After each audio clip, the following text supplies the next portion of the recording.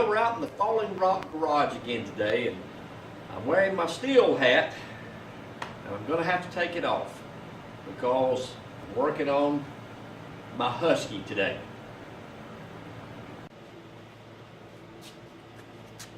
All right, so real quick, let's talk about what we're going to be doing to the Husky today. Yesterday, I had the good fortune of getting to go out to a U.S. Forest Service chainsaw certification course. Fantastic. I got to work with a great instructor named Dennis Helton. Excellent sawyer, great guy, easy to work with. Taught me so much yesterday. In fact, I was out there with about a dozen people, and all of us had the same remarks when we left, just how much we learned. But while we were out there, Mr. Helton had two of his saws out. I took this saw out there, and there were some other guys brought saws that we didn't use. So primarily, Mr. Helton's saws were the ones that everyone was using. Now, his saws were Huskies, but they were bigger saws, and he had a high-performance chain on his saws. Full skip. I don't want to say they weren't low kickback. I don't want to say that, but they were full skip chains. They were square ground on the points.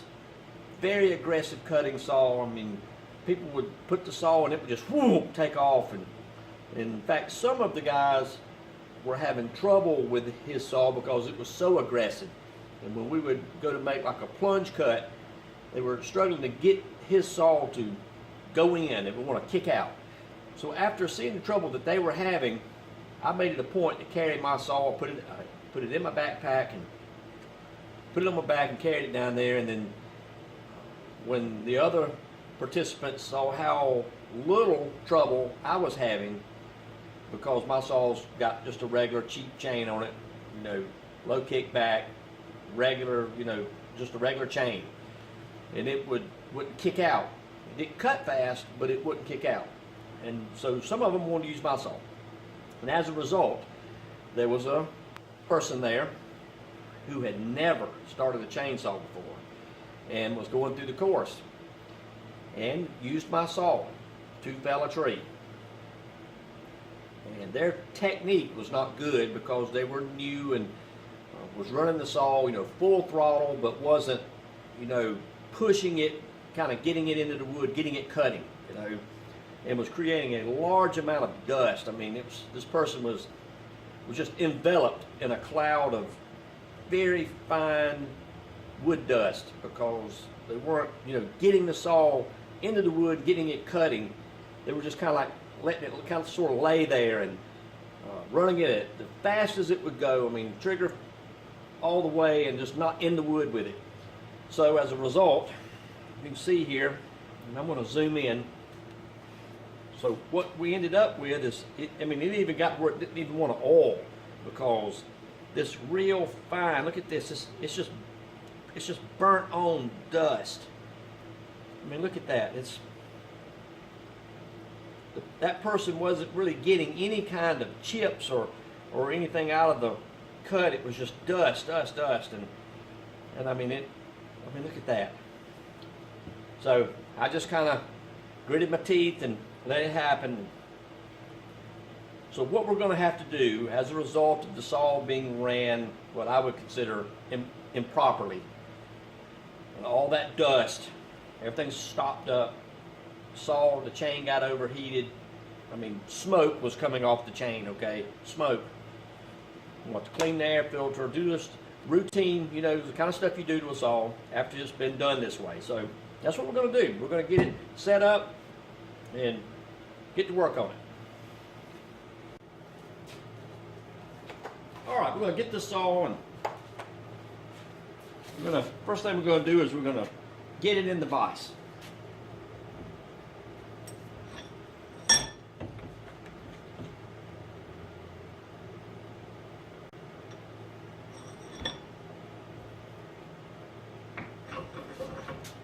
There we go. Now we can work on this thing. When I have to do this sort of work to a saw where we're going to just, after it's been used, abused a little bit, and we're going to bring it back, we're going to take it all apart, we're going to sharpen it, do all that stuff we're going to do to it. First thing I do is make sure the chain is fairly snug on it. And I think that's going to be okay for what I'm going to do. And then I'll use my Grandberg chainsaw sharpener, which is just basically a file holder with a guide and all that. This thing's great. I'm going to zoom in close and so you can see it work. But I sharpen the chain first. I do that first before I do any cleaning or taking the bar off, any of that. I do sharpen first so that when I do take the bar off and I clean it later, then I get all the little metal filings and stuff that this is going to create. So I'll go ahead and get it good and sharp. And like I said, I'm going to zoom you in closer so you can see what we're going to do, see how this works. And we'll sharpen this chain up and then we'll proceed. All right, we're going to install this chainsaw sharpening fixture here first. So just slide it down over the chain. I always back it up till it, on the back side back here, it touches the vise. You want to get it, flip this out of your way. You get it about right there. Snug these little screws here up, just kind of finger tight. Sort of holds it while you tighten the thumb screw up. Because what happens to the thumb screw, when you tighten it up, it'll shift it if you don't do that. And I just make sure that this plane is kind of level with the bar. See how it wants to shift there a little bit on you?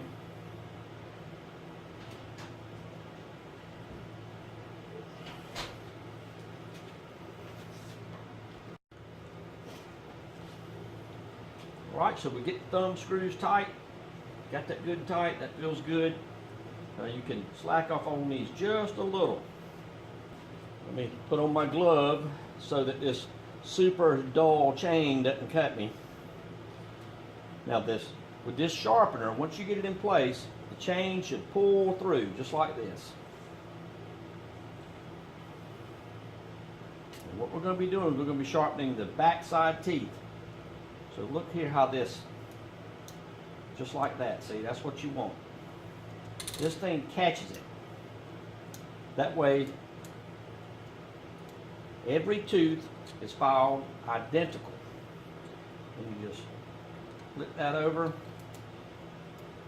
it back in there, just like this. All right, let me switch sides. Okay, I zoomed in kind of tight there to help you see this better. So you want to play with this thing a little bit and get it, you know, where it sits down in there behind the tooth you're going to sharpen. Like that. And what you do is you get this down in there and you just bump it back gently. You ain't got to push on it hard. Now you want to set your depth. And normally this thing just, as long as I don't mess with this knob, it stays pretty right, but I want to make sure because when you take it off and you put it back on, everything changes. So right now I'm a little high. I don't know if you can see that.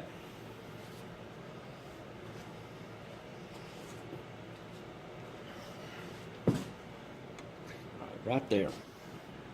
Yeah, see, I'm high. You can see right in there, I'm just a little high right in here.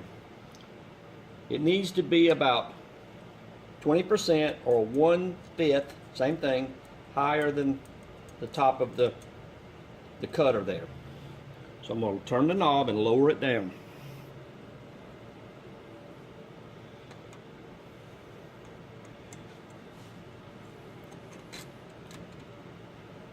That's looking better.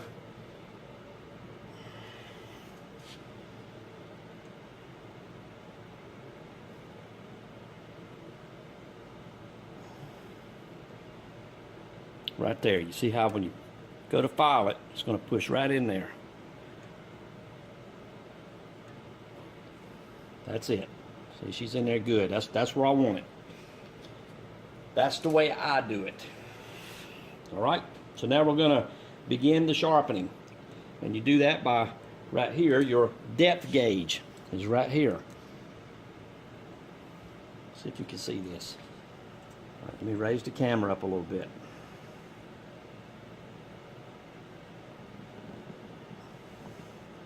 All right, this knob right here, this is the depth gauge.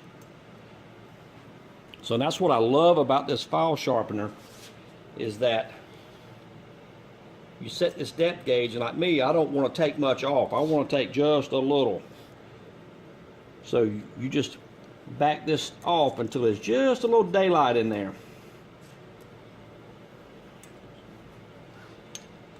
So you do this, just flip it up, back it out just a little bit. See, that's good. I'm only going to take a small amount off of each tooth. That's all I want. I want my chain to last as long as I can. If you go hog wild with the filing, then you're just taking away more and more chain. All you need is just a little to usually get your chain back where to cut halfway decent. Now, some people say, oh, well, you find the worst tooth and you have to file it. And that's if you want perfection. You know, if you want to go out there and have a saw race or whatever, knock yourself out. This is a trail saw. It's probably, next time I take it out, it's probably going to end up in the dirt or hitting a rock or something. So I don't go crazy with it. Okay, the next thing that I do is I take this first tooth that we're going to cut. Everything's set now on this. The depth set, excuse me, the depth is set back here. The amount that we're going to file away is set right here. The angle is already set. All that's good. I don't have to mess with it. I'm going to take a Sharpie. I like red. And I'm going to color the first tooth. And you say, well, you can tell when you've sharpened it, you see it and all that, but it just helps when you're old and you're blind. Okay, now I've got the red Sharpie mark on top of the first tooth that we're going to file. And I went and got probably the most important tool I need right now is these things. I don't like them, but for some reason my eyes do. So I'm going to wear them while I file.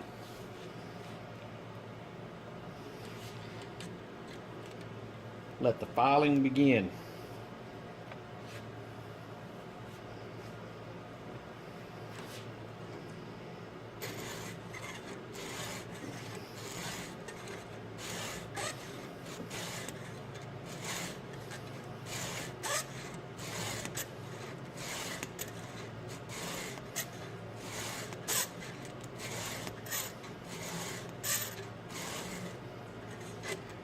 That's it. You see, I'm all the way up against the stop now. Even though it sounds like I'm taking a little material away, it's not taking much because I'm up against the stop. All right, so now I'm going to lift this up.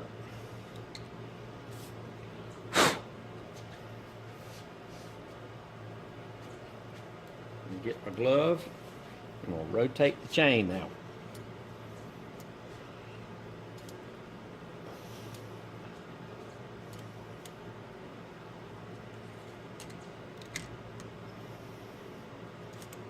Oops, not so far.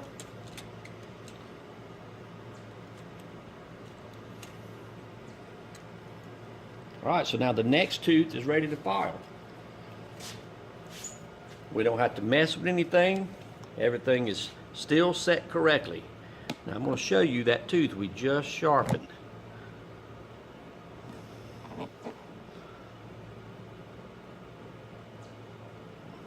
There she is. All sharp, ready to go. But look at all those metal filings there. That's why we don't clean everything until after this sharpening process is complete. So let's continue on. Let's get all these teeth done.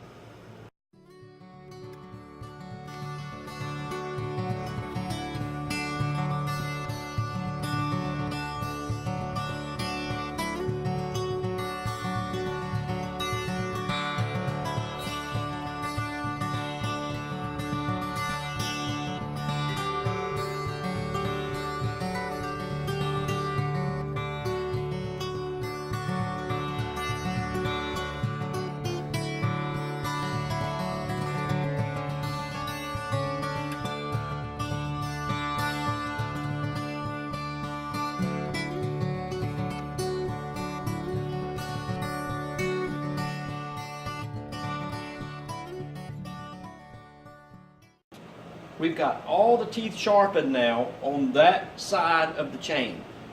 So now you say, well, when you take this Granberg sharpener off of there to flip it around, how are you going to set it back so they're all the same?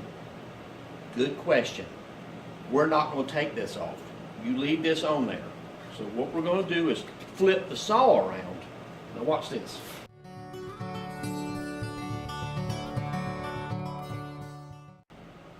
Alright, now the saw is flipped around. Don't mess with this. Okay, don't take it loose. I think you got to turn it around. You don't do any of that, because you'll mess up everything you've done. So, here's what you do. You just, right here, this little wing nut, you just loosen it. Rotate the file around. And there's marks on top up here so you can see. Especially if you put on your glasses. There's marks up there, right here. And you can see when you get it on the correct angle, which in my case, I file at 30 degrees.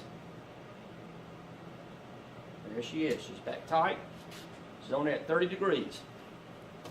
Everything is still set, just like it was. We just changed the angle, and we're filing on the other side of the file now. Depth is still going to be the same. All of that. All right, so there's our red tooth right there.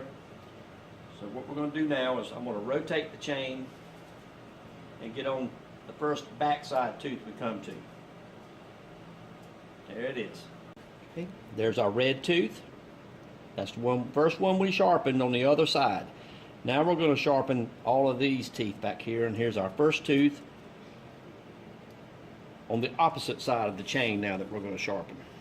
And it's behind the red one. So when we come around, and I know when we get back to the red one and it comes through, we're done. I don't need to Sharpie another red one. Get on my trusty gloves, got on my glasses. So I'm just going to take and set the file in, and then I'll back the chain up just a little till it's on the stop. Look at that. See, ready to go. You don't have to worry about over filing it, because it just files till it hits the stop in there. This way they're all the same.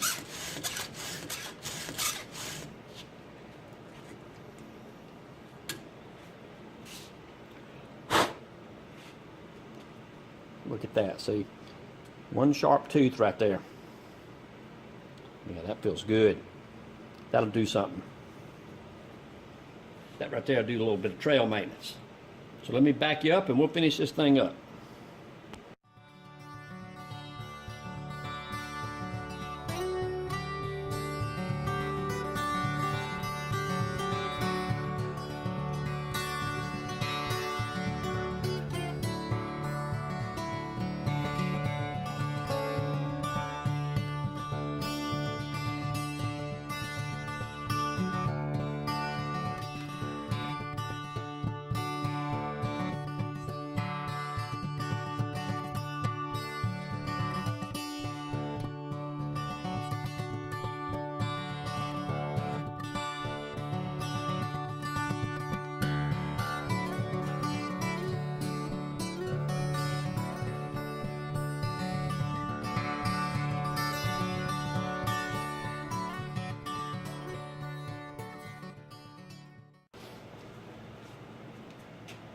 So there's our marked red tooth. And so when we knew that when it come out, we were done. And you can see this is the first tooth on the back side of the chain that we sharpened earlier. So there she is. So now the chain is pretty sharp. Okay, now we're going to take off the Granberg and get it out of the way. Now next you would lower or file off these rakers. Okay, that's what would be next. We're taking lay the tool on here and you'll file them so that they are consistent with the tooth. So that's next. Now the Granberg will do that also, but that means you got to take your file out. You have to completely change the setup, and I'm not going to do all that. And filing down the height of the rakers is really boring work, and so I'm not even going to bother recording that. Just lay a little tool on here, and the raker sticks up through an opening, and you take a little flat file and just hit it 3 or 4 times. Usually, if you do it every single time you sharpen the saw, there's almost nothing there to file. If you wait 2 or 3 sharpenings and you do it, then there's a little more material sticking up and you can really see what you're doing. So I don't do this every single time, because when I file my teeth, I don't take a lot of material out, just enough to get it back sharp. And so normally this doesn't need to be done every single time for me. So let's get the Grandberg off.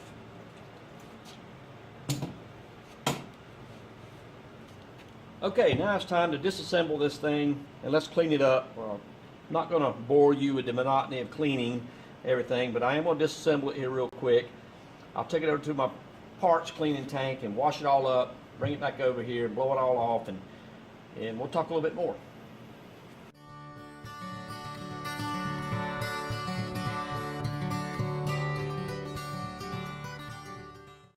All right, I want you to look at this. Now, this saw was absolutely clean yesterday morning. I had already had it apart, washed everything, cleaned it, chain, everything, all that was done.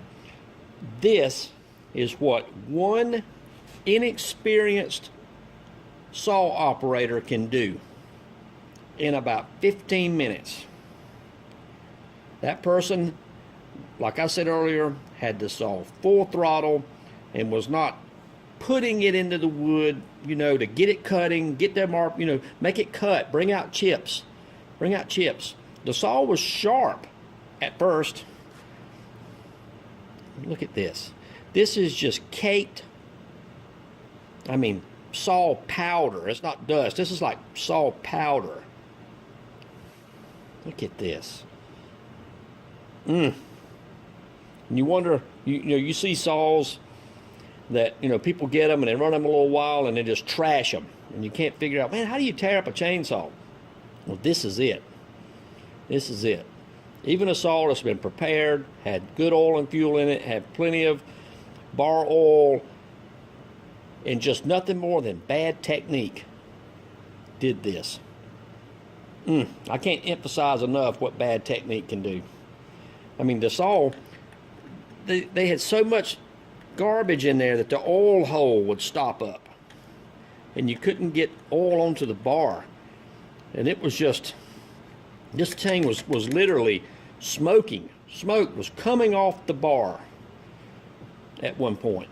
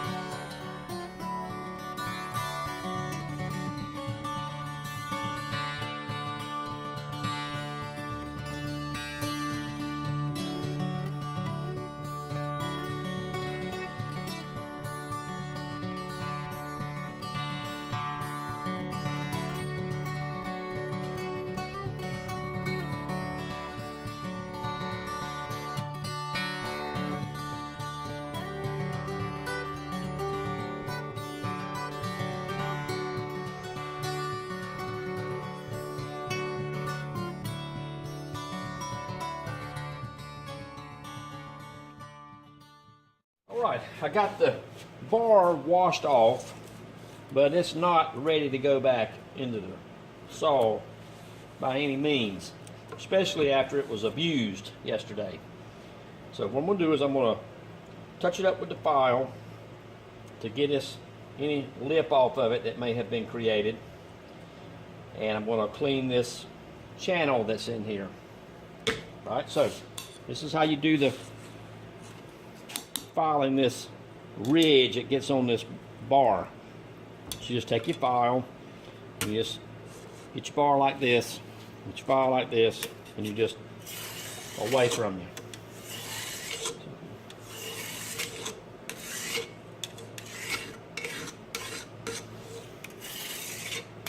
Like that. Flip it.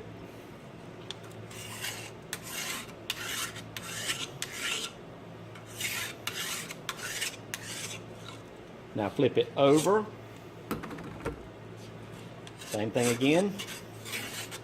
File away from you.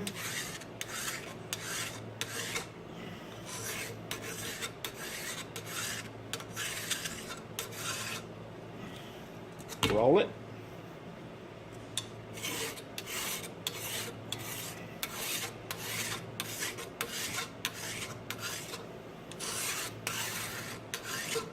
There you go.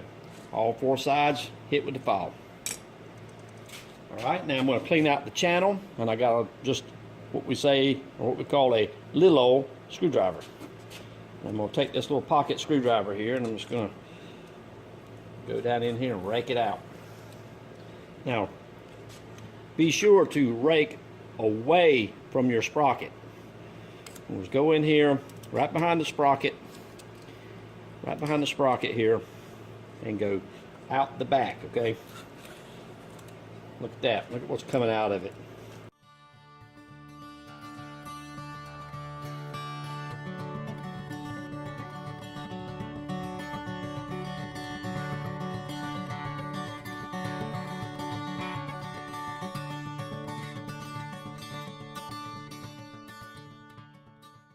Let me look down it. Oh yeah, it's looking good. It's looking pretty good.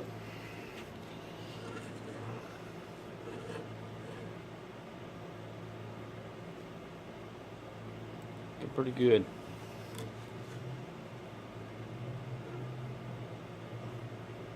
It's looking pretty clean down through there. Now I'm ready to wash it again. Okay, so I've got this thing kind of cleaned up, and I want to show you something. This right here is the oil hole. And you can notice here, even after all this cleaning and scrubbing, there's still a little piece of garbage in here. And so I've got to get that picked out and blown out with the air hose. And get that out of there. You see there? That right there will be one of the reasons why your chain's not oiling.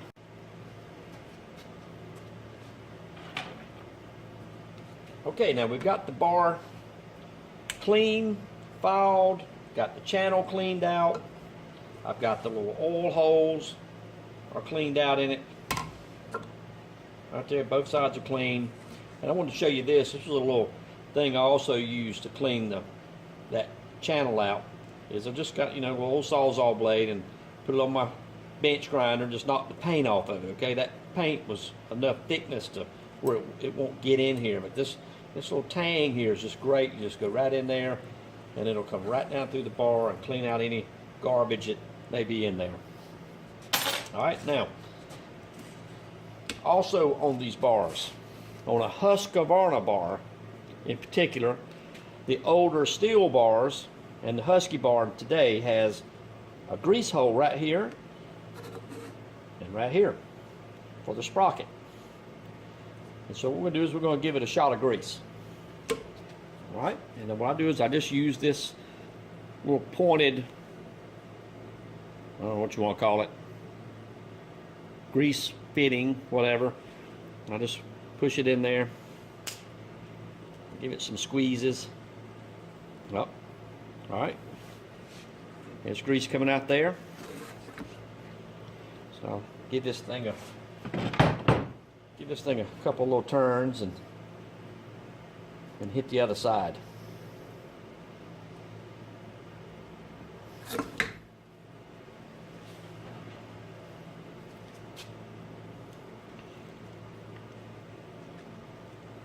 There we go. That's it. See, grease coming out there. Now that's got that sprocket nose thoroughly lubricated.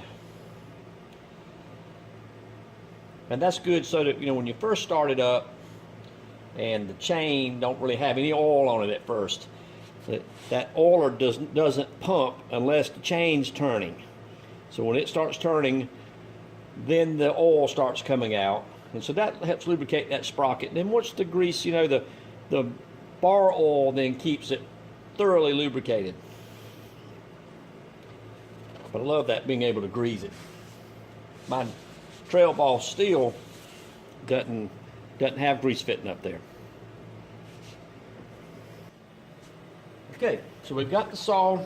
It's all clean now after washing it. I've blown it all out and got all of that god-awful wood powder out of it. It wasn't sawdust, it was wood powder. So now I'm going to pop the air cleaner out of it because there was so much powder in the air, dust, whatever you want to call it, that I'm sure the filter needs to be cleaned. So I'm going to pop the filter out and let's see how it looks.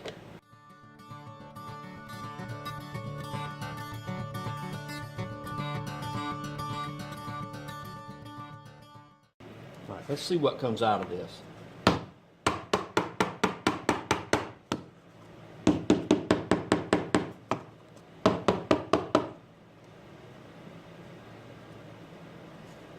Not as bad as I thought it was going to be. All right, so I'm going to clean this up and then we'll put it back together. Okay, the last thing that I'm going to do before I reassemble the saw is check to see that it's oiling. And how I'm going to do that is I'm going to open the doors on the shop and I'm going to crank the saw up and I'm going to see if oil's coming out here. Now, there's also an adjustment screw underneath here that you can turn to increase the amount of oil that's coming out or decrease, depending on if you get too much.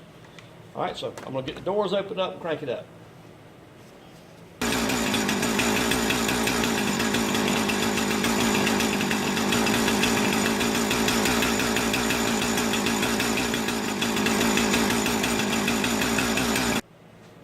Okay, so we did a test run. This thing had plenty of oil coming out. Oiler's working fantastic. It just pays to, especially when the saw's been through what it went through yesterday. Let's just run that thing with the bar off. That confirms it. We got good oil right there. The oil holes in the bar are clear, so this thing's going to oil the chain great. So now let's start putting it back together.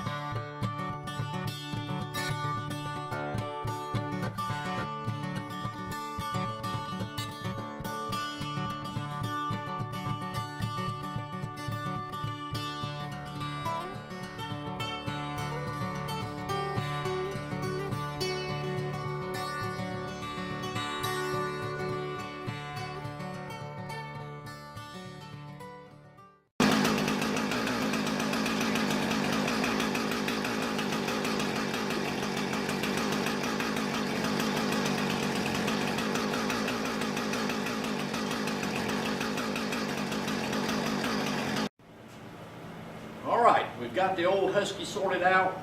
The old girl's ready to get back out on the trail and do some more work. Now I can set the Husky down and put the steel hat back on.